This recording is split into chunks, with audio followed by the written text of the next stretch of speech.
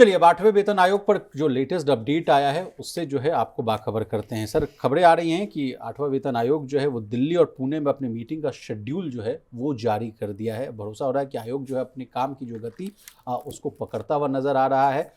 इसी के साथ सर जो है फिलहाल अप्रैल 28, 29 और 30 को जो आयोग दिल्ली में और मई 4 और 5 को जो है पुणे में इंटरैक्शन करेगा। तो जितने भी जो इच्छुक संगठन हैं, यूनियन है, वो वहाँ जाकर अपनी बात रख सकते हैं। अगर कुछ बात रखना हो तो उसके लिए अपील भी कर सकते हैं। इसके अलावा दूसरी खबर ये भी आ रही है सर 8वें वेतन आयोग को लेकर कि अच्छे खासे मोटे तनख्वाह पर जो है लोगों को हायर किया जा रहा है कि आइए आप 8वें वेतन आयोग में बैठिए, वहाँ काम करिए। तो क्या है ये दोनों खबर सर, इसका क्या सरोकार है हमारे व्यूवर्स के लिए भी समझाइएगा। नहीं देखिए, जो कि पूरा प्रक्रिया अब थोड़ा गति पकड़ती हुई दिखाई दे रही है, तेज़ी से काम होता हुआ दिखाई दे रहा है।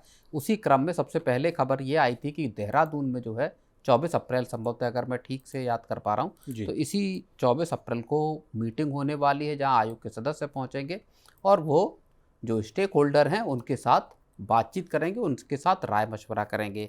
इसी क्रम में फिर दिल्ली और फिर पुणे में और इसके बाद मुंबई और ऐसे ही दूसरे शहरों में आयोग के जाने और लोगों के साथ या जो स्टेक होल्डर हैं उनके साथ संवाद करने का पूरा का पूरा प्लान है।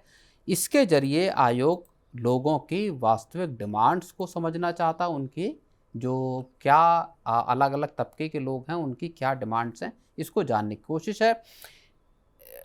जो जी। पार्टिसिपेट कर पाएंगे, जो बातचीत में हिस्सेदारी ले पाएंगे, वो लोग होंगे जिन्होंने मेमोरेंडम अपना जमा करा दिया होगा आयोग के पास।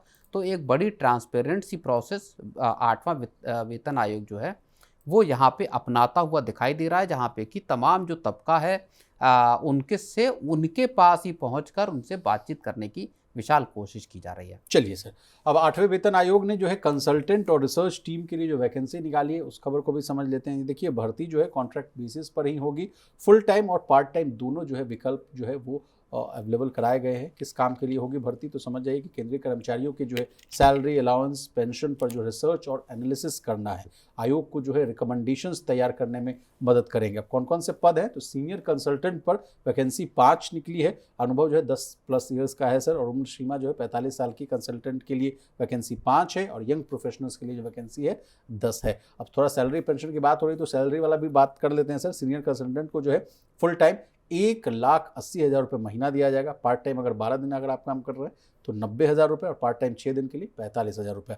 कंसल्टेंट के लिए फुल टाइम अगर आप काम कर रहे हैं तो 1,20,000 रुपये, पार्ट टाइम के लिए 60,000 और 30,000, और यंग प्रोफेशनल्स के लिए फुल टाइम में 90,000 और पार्ट टाइम में 45,000 से 22,500 रुपये। ओवर टू यू सर, क्या है सिलेक्शन प्रोसेस और ये क्या खबर नहीं, क्या मुझे काम लगता है कि जो जिस पैमाने पर ये भर्तियां हो रही कंसल्टेंट और सीनियर कंसल्टेंट और बाकी स्टाफ की, उसका एक बड़ा मकसद इस चीज़ को लेके है विशाल कि अब जिस तादाद में मेमोरेंडम और लोगों के सुझाव 8वें वेतन आयोग के पास आने वाले हैं, इनको इनको सेग्रीगेट करना है। जी। इनके पॉइंटर निकालने होंगे कि किसका क्या सुझाव है, किसके मेमोरेंडम में क्या डिमांड्स की गई हैं, उसमें तमाम आंकड़े होंगे। उन तमाम चीज़ों को सेग्रीगेट करके व्यवस्थित करके आयोग तक लेकर आना, तमाम कामों के लिए मुझे लगता है कि ये जो भर्तियां हैं ये निकाली गई हैं, अच्छी खासी सैलरी को लेके निकाली गई हैं, जाहिर तौर पर कॉन्ट्रैक्चुअल बेसिस पे है। और मुझे लगता है जब तक आयोग का कार्यकाल होगा और उसके